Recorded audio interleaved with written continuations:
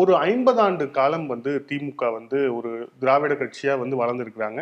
கிராமத்துல இருந்து கிளைகள்ல இருந்து அவங்க ஒரு பெரிய ஸ்ட்ரக்சர்ல இருக்கிறாங்க. அவங்களோட ஒரு பலமான ஒரு கூட்டணி இருக்கு அப்படிங்கிற போது அதை வீழ்த்த முடியும் அப்படிங்கிறது பிராக்டிகலா பாசிபிள்னு நினைக்கிறீங்களா? நிச்சயமா நடக்குங்க.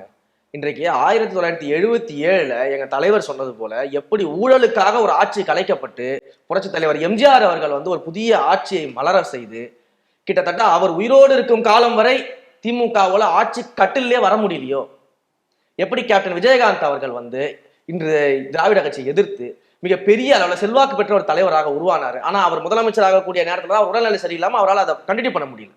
நம்ம அதை பார்த்தோம். அதுபோல எங்கள் தலைவருக்கு மிகப்பெரிய செல்வாக்கு இருக்கிறது.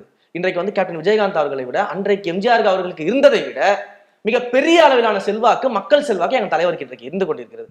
இது திமுகவுக்கு தெரிஞ்சதுனாலதான் முதல்வருடைய பிறந்தநாள் விழா மேடையில கூட கூட்டணி கட்சி தலைவர் எங்களை பத்தி பேசிட்டு இருக்கிறாங்க. முதலமைச்சருக்கு பிறந்தநாள் வாழ்த்து சொல்றதை மறந்துட்டாங்க.